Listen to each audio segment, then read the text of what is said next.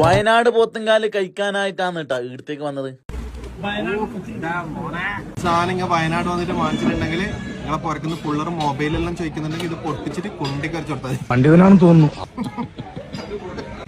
മുയലിറച്ചി പക്ഷെ പോത്തുംകാലിനേക്കാളും സെറ്റായത് എടുത്ത മുയലിറച്ചി നെയ്സ്പത്തിരിയാണ് കേട്ടോ. അതൊരു രക്ഷയില്ലാത്ത ഐറ്റംസ് ആണ് കേട്ടോ. ഫൈനലി നമ്മളെ പോത്തുംകാല് വന്ന് കേസ് വെറും 4 ആൾക്ക് കഴിക്കാൻ വേണ്ടിട്ടാണ് ഇത്ര അധികം കൊണ്ടുവന്നത്. കൂടെ നെയ്ച്ചോറും.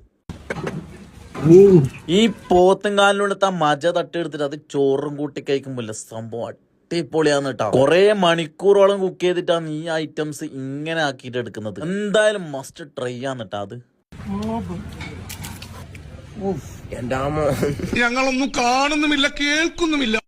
പോത്തുംകാലിനുള്ളത്തെ മജ മാത്രമല്ല കേട്ടോ, പുറത്ത് കുറച്ച് അത്യാവശ്യം കഴിക്കാനുള്ള ഇറച്ചിയും ഉണ്ട് കേട്ടോ. എല്ലിന്റെ കൂടെ ഉണ്ടാകുന്ന നെയ്യെല്ലാം ഉണ്ടായോണ്ട് തന്നെ ഭയങ്കര ഓയിലാന്ന് കേട്ടോ ഈ ഒരു ഐറ്റം. മനുഷ്യന്മാർ ഏടുന്നല്ല ഇത് കണ്ടുപിടിക്കുന്നത്. ഇതിന്റെ ഉള്ളിൽ ഒരു തുറന്നിട്ട് അതൊരു സാധനം.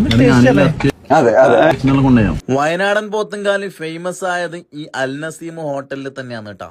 അതുകൊണ്ട് തന്നെ സെർച്ച് ചെയ്തിട്ട് നമ്മൾ അടുത്തേക്ക് വന്നതാണ്. ആഫ്രിക്കക്കാരെ റീലിൽ കാണുന്ന പോലെയാണ് കേട്ടാ ആക്കിലും സപ്പാനെല്ലാം കടിച്ച് ബലിക്കുന്നത്. സുബാനുള്ള കാണുമ്പോ എന്തോ ആണ്. ടോട്ടലി 2041 രൂപ ബില്ലായത്. പോത്തുംകാലിന് മാത്രം 1300 രൂപയാണ് കേട്ടോ വരുന്നത്. അപ്പൊ സപ്പാനെ പൈസ കൊടുത്തിട്ട് വാ.